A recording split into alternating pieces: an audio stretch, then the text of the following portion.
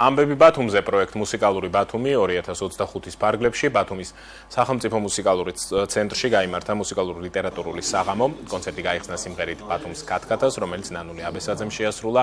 ღონისძიება პოეტისა და პროზაიკოსის ფრიდონ ხალვაშის 100 წლის იუბილეს მიეძღვნა საღამოზე მურმან ჯინურიამ და ბექნუ ქაფიანიძემ ფრიდონ ხალვაშის, გალაქტიონ ტაბიძის, ზურაბ გორგილაძის, ზაურ ბოლქვაძის ლექსები და ჩანაწერები წაიკითხეს. ცნობილი ქართველი კომპოზიტორების სიმღერები ელიზა ბაგრატიონმა შეასრულა. მუსიკალური ბათუმი 2025 ფარგლებში შემოქმედებითი საღამოები მთელი წლის განმავლობაში გაიმართება. პროექტის მიზანი აჭარაში კულტურული ტურიზმის განვითარების ხელშეწყობა.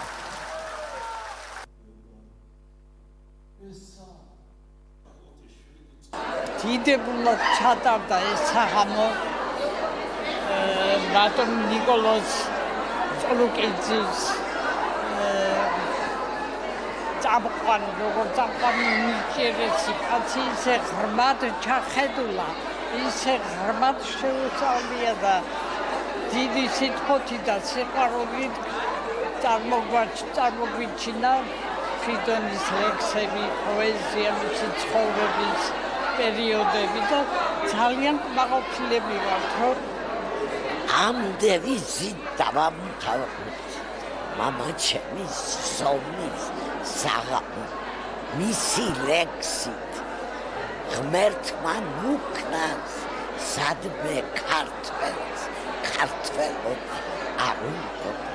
აჭარის კულტურის სამინისტროს ინიციატივით შეიქმნა შემუშავდა პროგრამა მუსიკალური ბათუმი 2025, რომლის ფარგლებში სხვადასხვა შინაარსის მუსიკალური საღამოებია დაგეგმილი და დღეს ჩვენ ამ პროგრამის ფარგლებში ერთ-ერთი ძალიან თბილი ბათუმური საღამოს მონაწილენი გავხდით. ბათუმური ამბები ბათუმზე ნიკოლოზ წოლუკიძესთან ერთად და ეს სწორედ ისეთივე თბილი გამოვიდა, როგორი თბილი და საყვარელიც არის ბათუმი.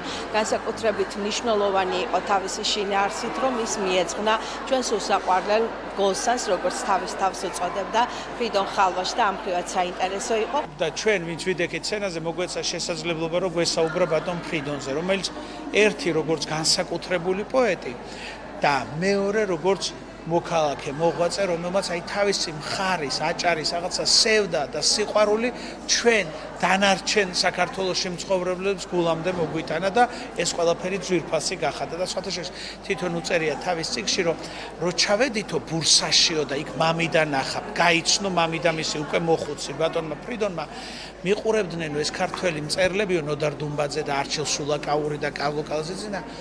უცბათო იქიდან რომ წამოვედითო, ხედავ რომ სხვანაირად მებყრობიანო არ